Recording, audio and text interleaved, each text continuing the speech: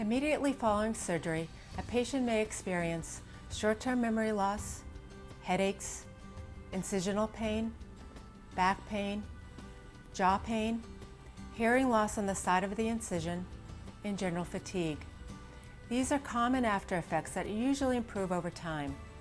During the recovery period, the patient and family need to be supportive and understanding of one another because recovery can be a long, difficult, and frustrating process. Usually, patients who make use of recovery therapies improve faster than those who choose to go it alone. Many brain aneurysm survivors make full recoveries. Others find that they face long-term challenges that might include memory loss, speech difficulties, and fatigue. In most cases, recovery is a process that takes time, commitment, and lots of support from friends, family, and the medical professionals who will advocate and provide your care. As you strive to meet this difficult challenge, all of us at the Brain Aneurysm Foundation want you to know that you are not alone in your worries or in your struggle to reclaim your lives. I had the MRI done and was called that night at 9 o'clock at night by the radiologist who wanted to see me as soon as I could. So Yvonne and I went in, I think it was on that following Monday, and he told me I had an aneurysm. My initial reaction was like they misdiagnosed something and it really wasn't there. Almost denial. And I think it took the third or fourth doctor before I believed that there was something that a medical emergency that we had to take care of.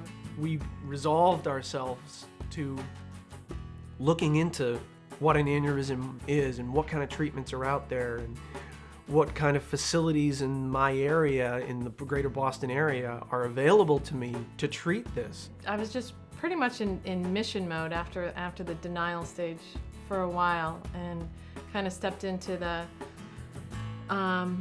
realistic stage, caretaking mode. All right, what are the statistics as far as the recovery? Well, there might be a year or two of physical and cognitive rehabilitation that might have to take place. How are we going to plan for that?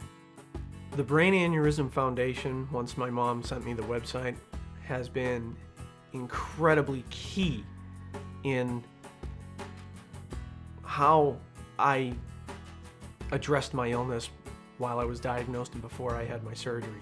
The information on their website was extremely helpful. The medical information itself to understand what it is and how you can treat it and what to expect, as well as giving you the avenue of that chat room where you could talk to patients and families and really get a feel for what was going on. Having the infrastructure of a loving fiance, a family that's very caring and supportive, and having the people out on the web, people I've never met, I've still never met, pour their hearts out to me and give me great advice was hugely important, because you don't realize how weak you're going to become emotionally and with fear and anxiety as you go through this, and you lean on them a lot more than you think you're going to. You think I can go through this, I can handle this all on my own, and you can't. You really can't. The caretaker needs to take care of themselves too. I didn't want to take on the whole burden myself.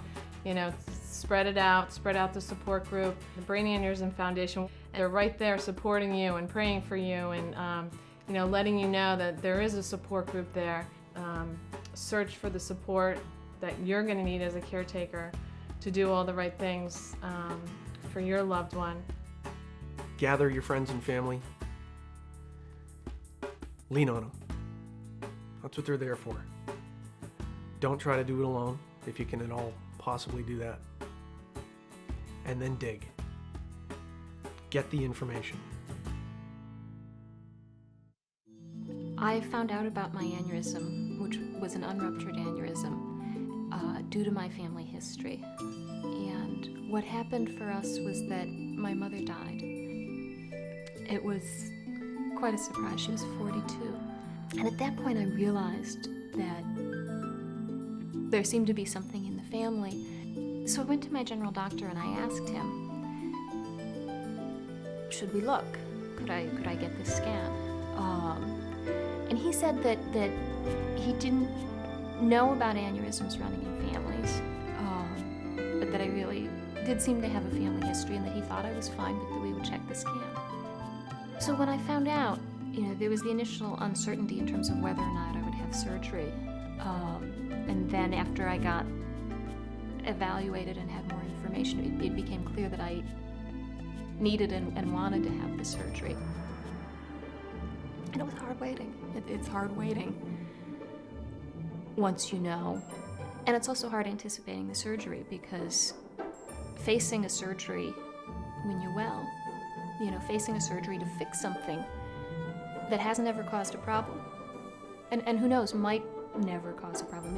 It's a scary thing to do, because it's a gamble, and even if it feels like a reasonable gamble, and even if it's the gamble that everyone is telling you should take, you're waking up one morning healthy, well, and instead of going to work, you're going to the hospital and you're letting them do this surgery that, could go well or could not go well, and could have some complications.